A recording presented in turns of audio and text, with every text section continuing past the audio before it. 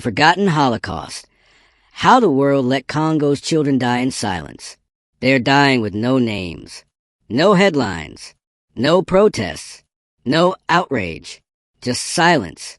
And that silence is killing them. In the Democratic Republic of Congo, DRC, a human catastrophe of monumental proportions has unfolded over decades, one so vast and horrifying that, had it occurred elsewhere, it would have shaken governments, filled streets with protesters, and occupied front pages for years. Instead, it has been met with apathy, indifference, silence. Over 6 million people have died in Congo since the late 1990s, many of them children. But where is the global remembrance? Where are the monuments? Where are the cries for justice? A nation bled dry, the war beneath our phones. Congo is not cursed. It is exploited. Beneath its soil lie minerals like coltan, cobalt, gold, and diamonds, all essential for the phones in our hands, the electric cars we celebrate, and the technologies we worship. But these resources come at a price. The blood of children. Armed groups, warlords, and corrupt officials have turned the country into a battlefield. Foreign powers have meddled, profited, and pulled strings from afar. Multinational corporations have looked the other way, sourcing cheap minerals without asking where they came from or who died to dig them out. Children, yes, children, are working in mines under collapsing tunnels, carrying heavy loads, poisoned by toxic dust. Many never return home. Their only reward? A few cents a day. Their only future? Death, disease, or disappearance. Children of the Congo, lives cut short, voices never heard. According to UNICEF, in just the year 2022, over 306,000 children under the age of 5 died in Congo. More than 800 children every single day. And most of these deaths were preventable. Pneumonia, diarrhea, and malaria, common diseases with simple cures, are taking lives simply because health care is absent. Malnutrition affects nearly half of all children under 5 in the country. They die not because there's no food in the world, but because no one brings it to them. Thousands are raped, abducted, mutilated, or forced into armed groups. In 2022 alone, 1,545 children were recruited as soldiers. So are just 5 years old.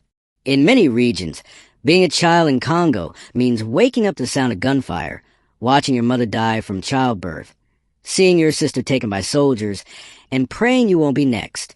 What kind of world allows this? Displacement and despair.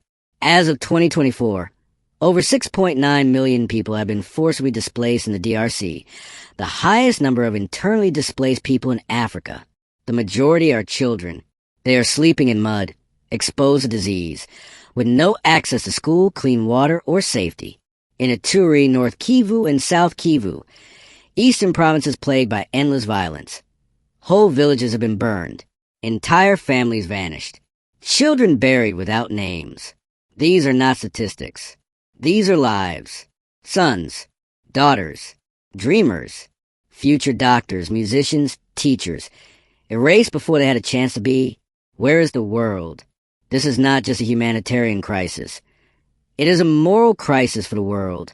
Why is the death of one child in a western city a tragedy, but the death of 1,000 in Congo a footnote? Why do we flood social media with flags and hashtags for one conflict, but ignore decades of genocide in Congo? Why does a diamond from Congo sparkle on a celebrity's finger while a child bleeds in the mud nearby? The silence is not accidental. It is structural. It is racist. It is capitalist. And it is deadly. A hypocrisy exposed. World leaders speak of human rights, of justice, of never again.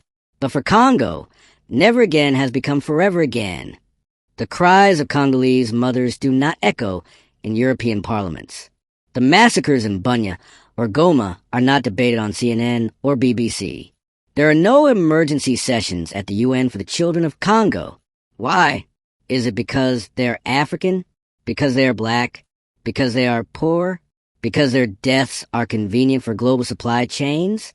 The world has failed the children of Congo, and it keeps failing them every single day it chooses silence over action.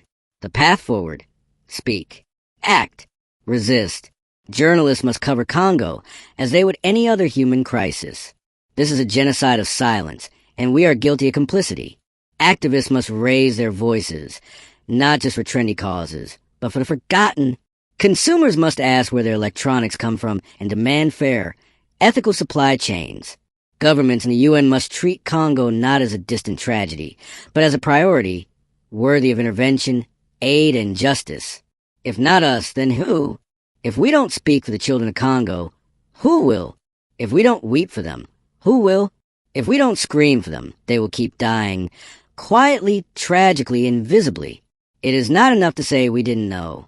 We do know, and still, we choose comfort over courage. May our silence not become their shroud.